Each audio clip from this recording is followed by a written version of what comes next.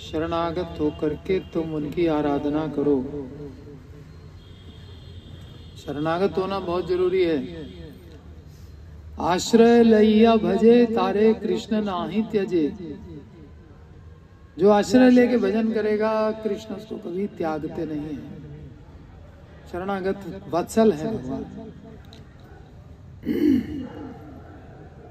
हमारे 3 शत्रु हैं। एक है मल, मन नहीं, मल। मन तो शत्रु है, मित्र भी बन सकता है, लेकिन ये मल है वो कभी मित्र बनेगा?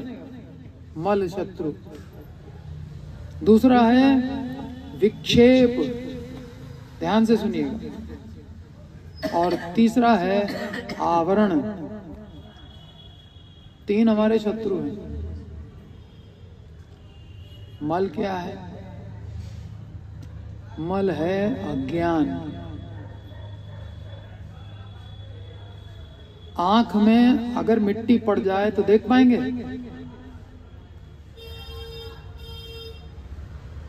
आंखों में धूल झोंक के चला गया, बोलते हैं ना, तो धूल झोंक दी तो हमको देख ही नहीं पाए। तो जिसको जो मर्जी आएगी वो करके चला गया, मेरा नुकसान करके चला गया।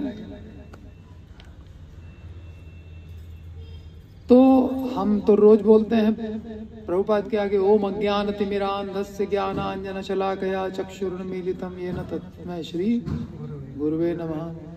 तो ये आँख, प्रभुपाद कहते भी हैं कि तुमको मोतिया हो गया है, लाओ मैं तुम्हारा ये मोतिया क्या है, मल ही तो है, उसको निकाल देंगे तो साफ दिखने लगेगा। तो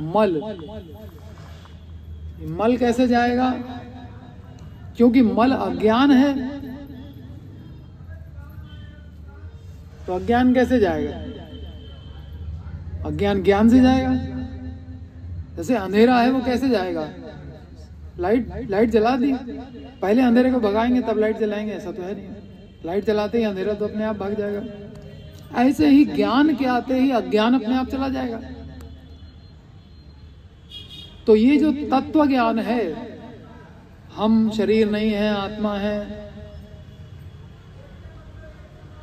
भगवान के दास हैं, ये संसार केवल शरीर का निर्वाह करने के लिए है, भोगने के लिए नहीं है। यहाँ की सारी वस्तुएं भगवान की हैं, भगवान ने बनाई हैं। तो सब भगवान की सेवा की सामग्री है। जगत में जो भी कुछ दिख रहा है, ईशावास्यम इदम सर्वम यत् किंच जगत्यां जगत, सब भगवान की सेवा की सामग्री। तो ये हम अपने को जाने, भगवान को जाने और जगत को जाने, चौथी कोई चीज है ही नहीं। हम हैं, भगवान है, जगत है। ये ज्ञान जब हो गया, कृष्ण की भगवत्ता का ज्ञान, तो ये मल दूर हो जाएगा। ठीक है, तब हमको चीजें साफ साफ दिखेंगी। अच्छा, दूसरा शत्रु बताया विक्षेप। विक्षेप माने किसी वस्तु का एक जगह से दूसरी जगह हट जाना, विक्षेप हो जाना। जैसे हमारी चेतना में होना चाहिए कि हम आत्मा हैं, लेकिन हम शरीर को मैं मानने लग गए। मैं माने आत्मा, शरीर तो मेरा है, मेरी टांग, मेरा हाथ, मेरी जीभ, मेरी आंख, मैं कहाँ? मैं इसका मतलब इन सब से डिफरेंट कोई है। तो डिफरेंट क्या है? वही है आत्मा। लेकिन चूंकि मल नहीं गया था समय पर, ज्ञान नहीं लिया बचपने से, तो विक्षेप हो गया। इसीलिए प्रहलाद महाराज ने कहा, कौमारम आचरेत प्राज्ञो। कुमारावस्था से ही, 5 वर्ष की अवस्था से ही, इससे पहले कि विक्षेप हो जाए, ये मल दूर कर लो, तो विक्षेप होने का सवाल ही नहीं है। लेकिन अब विक्षेप हो चुका, इसलिए कितना ही पढ़ रहे हैं कि हम शरीर नहीं आत्मा है, लेकिन शरीर का सुख दुख हमको दुखी कर रहा है। क्योंकि विक्षेप हो चुका है। तो ये मल कैसे जाएगा? पहला शत्रु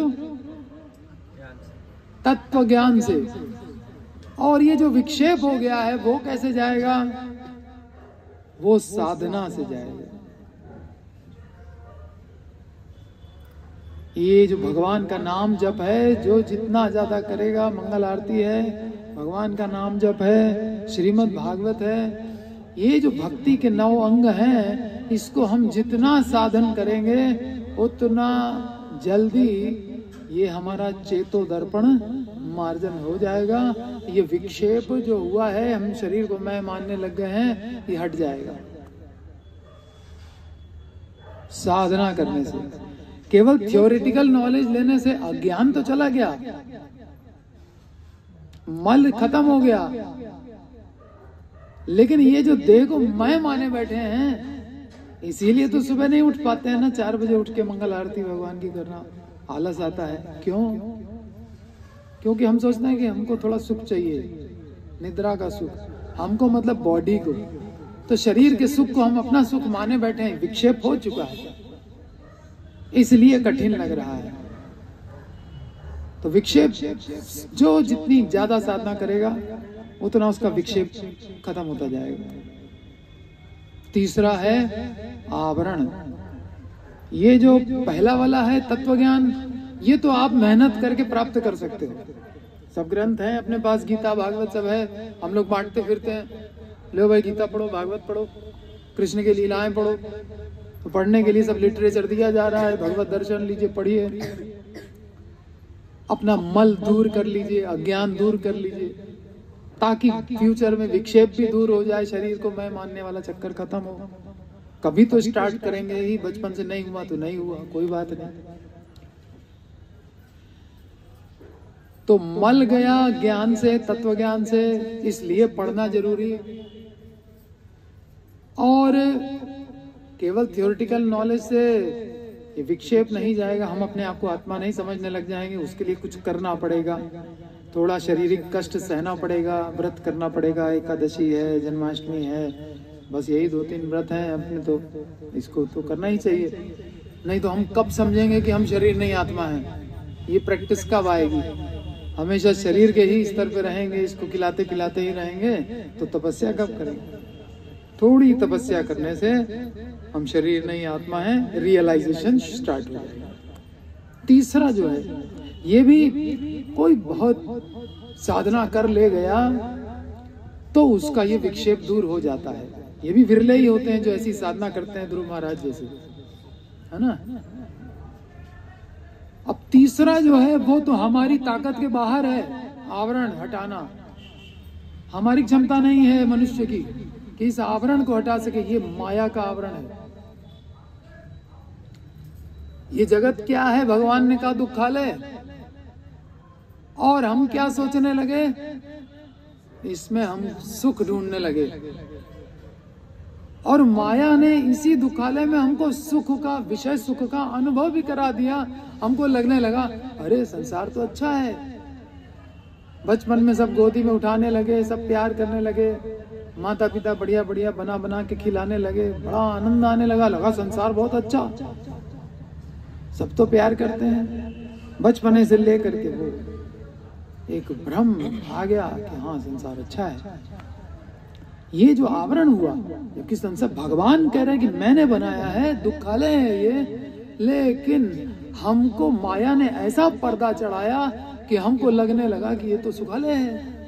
कहाँ दुखालय है? ये आवरण। ये कैसे हटेगा? ये शरणागति से हटेगा। मामेव ये प्रपद्यन्ते माया में ताम तरन्ति।